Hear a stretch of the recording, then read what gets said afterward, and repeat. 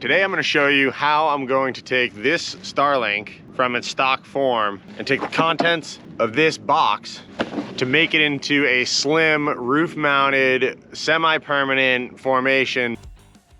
We will have a more permanent wireless system for our internet inside of our camper. That way, whether it's Cracker Barrel or out here in the desert, you just show up and turn your inverter on and all of a sudden you have the internet.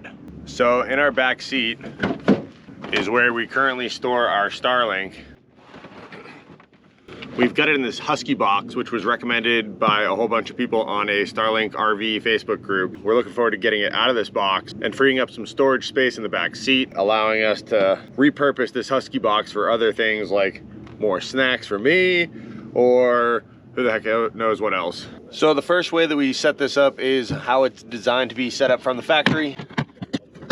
Simple ground deploy configuration. I have all my cord wrapped up in an extension cord winder from Home Depot. Your base piece. I have a towel in between the base piece and the dish. So that's how simple Starlink is to set up from the factory in terms of the mount. I'll show you guys in a little bit how I wire this into the truck camper currently. So this is how we connect our Starlink.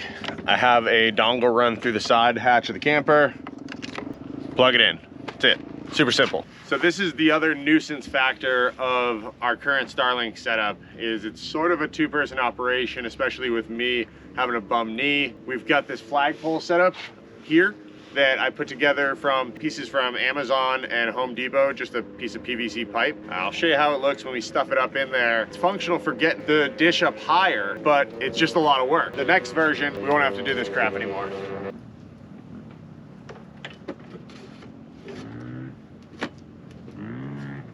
Next, we're going to take you through the process that we went through in order to cut the Starlink down from its stock form to the slim, low-profile platform that it's going to be for the star mount that will go up on our roof. I'll do all the stuff that can't it up, and then you can do all the stuff that can it up, okay? That sounds terrible. Give the irresponsible guy the responsibility.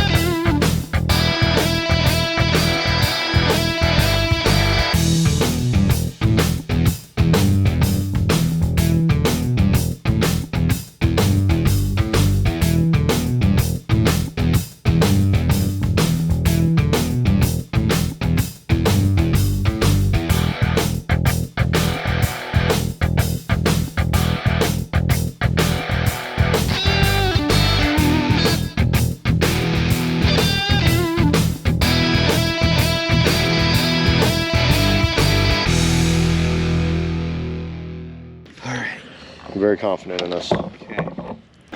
What do the next set of pictures say? Probably cut. Yeah, it pretty much does. I mean, it says to use that Dremel tool, which is nice because you can set your height. Set the depth. So this is where we're gonna wanna not mess up. Yeah, so it's basically cut time. So this project in the instructions, they recommend that you use a Dremel, and we do not have that. So we're gonna just say F it to the instructions and use a cutoff wheel and hope for the best. I think we're gonna be great. If not, it's just a $600 mistake. I mean, you're doing great so far. I don't wanna stop you from being you could just great. flip a coin. Oh, but then there's a 50% chance I have to do it. Yeah, I know. So far, I'm coaxing him right into doing it. Get my disclaimer out then. All right. If I it up, I'm not to be held responsible for destroying your $600. You mean it's not an eye for an eye where I can just trade you your Starlink for mine? That's what I'm worried about. I'll agree to that. You cut it and I hold all the liability. I like that. All right. I could totally get with that. Cool. I think the motor assembly is kind of like right in here, so I'll do just a little test cut like right over here. So just hold it like that, and then I'm just gonna...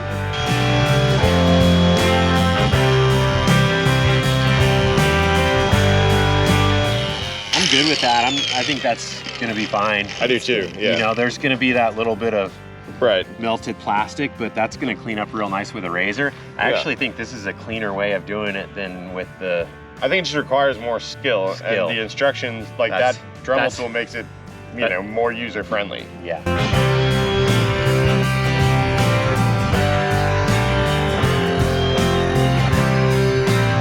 So we just popped through right there. So I like your approach of going flat. I would have gone angular, which would be more likely to be catastrophic than flat. Yep. Yep. So I think we're gonna have to just keep working our way around. Yeah. Because if you stay in one spot too long, it just melts it. Okay. So we'll just kind of keep going around. Yeah. And we'll just keep going a little bit deeper and deeper each time. And they did show, you probably saw it in the instructions too, like you can take a screwdriver at the end and just kind of pry it and pop bits of the plastic rather than feeling compelled to try and get through all of it. Yeah.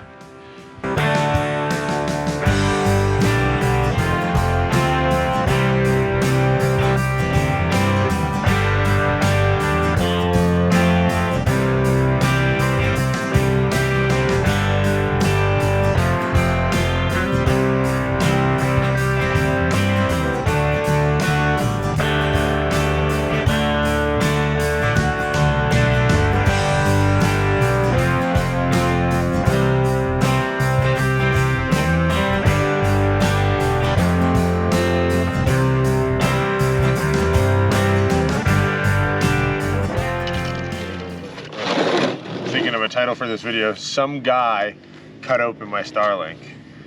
Met some random dude in the desert. I don't want to lie too much. I want it to be clickbait with technically truth.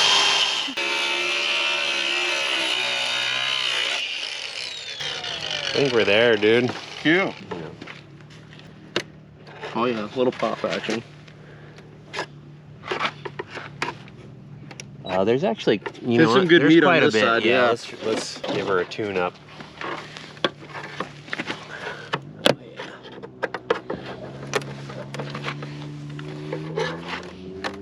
Oh yeah, this whole side just popped. Yep.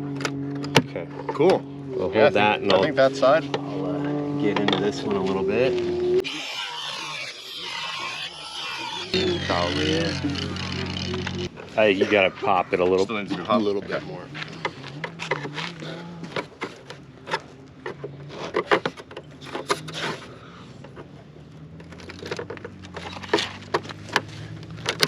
Oh yeah, there it is. All right. So then, I think those look like they can just be undone. Unplug that. Do we have to remember? White's on the perimeter. We got it recorded too, which is always nice. I've used that tool before. Yeah. Sweet. That wasn't nearly as bad as it's not too bad. It could have been. Then it's going to be, I think the instructions say you got to disassemble this, get in there, separate some power here, do that next. We got to cut this little guy out. Yeah. Little ear. But overall, not too bad. Not too bad. Flathead in the corner. Yep. Yeah. I don't think there's anything to worry about breaking. Yeah. Like it's gonna break just by design. Yeah.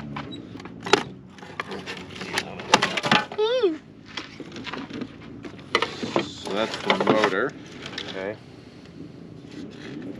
That's probably not going to matter anymore. We have to attack this thing next. So pull that out. Pull that out, and then we have to separate the off of this thing. Okay.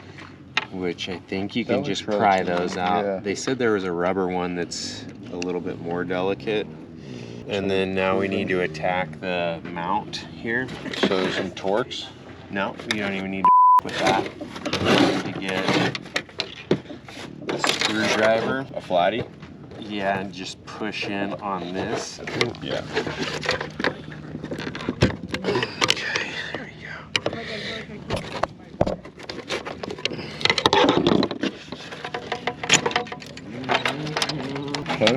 Well, I just want to make sure we have enough slack coming through there.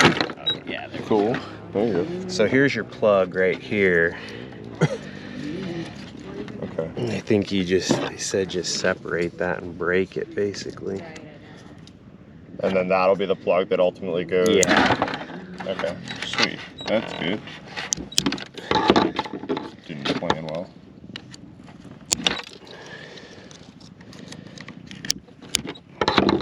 Okay, so there's that. Cool. And then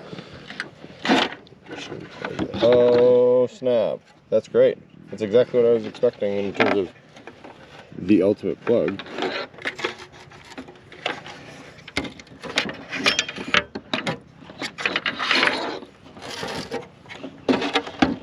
okay. So yeah, that I think ends up getting somehow Yep. That's what goes mounted in. Yep. Okay.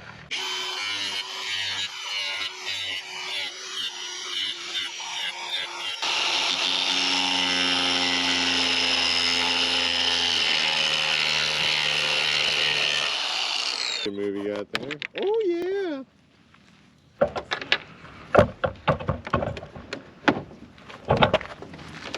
So That's a sweet first fit though, like overall. yeah, not bad. Okay, so this little notch thing goes down. We insert through. Through here.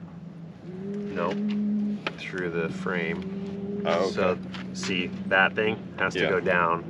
Gotcha. That's a nice clean fit there. So then it goes like that.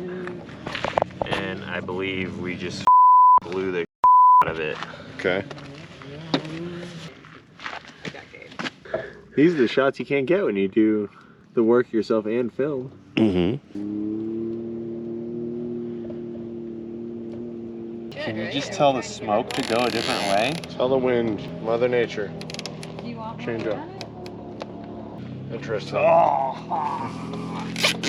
What was this? Is Burns this? my eyeballs. You guys can move the table. We're moving the table, the whole operation, because the fire is smoking us out. There we go. Good job, team. It's kind of a weird amount of zip ties and routing that they got. Well, if you look, there's a strategic layout of the When we go to set the panel on there. Mhm. Like they Gotcha. definitely they thought it out. Cool. Yeah. And they didn't give you one extra zip tie. Not a one! No.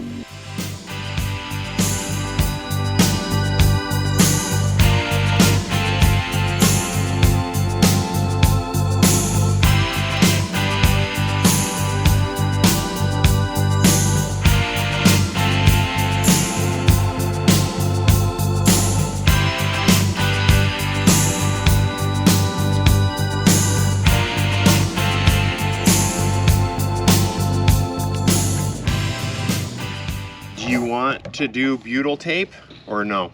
Sure. Yeah, I'm all for an extra sealant because I don't love this The gasket. gasket by itself. The one thing it might get a little tricky with the screws. Right. It's like fruit by the foot. Yeah.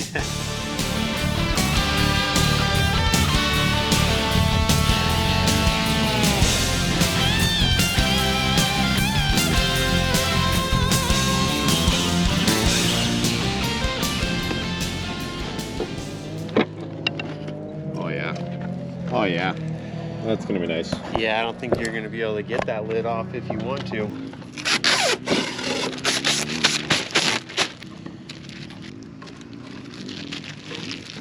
Silly. You're able to bang that butyl tape? I'm kind of I think it's ripping mine or spinning spinning it. Huh? Yeah. Do we want to poke it? Maybe. Or I saw you had like a hook tool or something, right? Yep. That might work too. Let's see if this is, before you go and do all those, let's see if this is actually gonna Be a game changer. seems like it's just grabbing it. Oh, Not too bad. that did it. Just puncturing it, I think, is all we need. All right, I'll keep going. All right.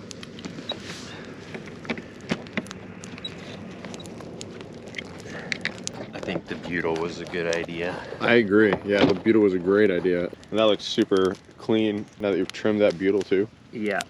Yeah, I think we'll be doing this with ours as well. In fact, dude, here's what we're gonna do here too. And step it up even another notch. We're gonna put a thing of butyl around that on the outside, around your plug. Okay. So that it seals from the outside, and then you have the glue on the inside as well. I'm just gonna make a little bead around it and Smear it in there. roll it around it. Yep, kind of jam it down on there. Just plug in that plug. Can go on the extra step here. I'd with it. Yeah, I think that's gonna be great. Here's the result. Jay did all the hard work, and the only thing left is to plug this bad boy in, see if we get Wi-Fi the same way we did before. Here we go. Okay. Port in there. So generally speaking, Starlink likes to point north. So here on the compass app, right, north is going to be behind the camera. So I'm going to utilize the cord, throw a little directional pitch on it. And we just got to go inside, turn on the inverter, and let this bad boy power up.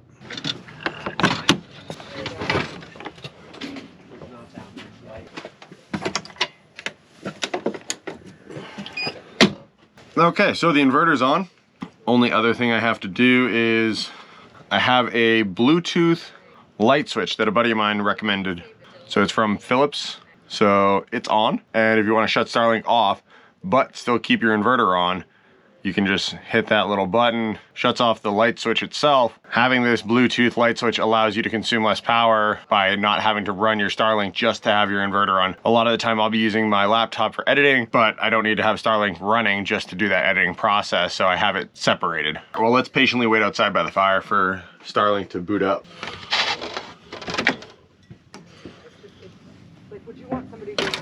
So these are the leftover parts from the Starlink. No more. No more. Motor. Erect looking part. No more. All right, we are officially online. Supposedly it works. Let's do a little speed test to see how it's going. So currently 11 megabytes per second. See if this improves. So those slow upload download speeds from yesterday went away after the Starlink realized that it no longer had a motor and that it had to accept the fact that it was going to be forced upward and to be flat. We were getting normal upload download speeds ranging anywhere from 20 megabytes per second to 140 megabytes per second. Stick around for our next video. Starlink is going to be going up on our roof where it's going to live, and we're going to show you exactly how we did it. So like, subscribe, share, follow us on Instagram, the Cummins Camper, we're there too. Follow us on TikTok, we're there too. All the places. Thanks so much for viewing. Love it. Appreciate it. Bye.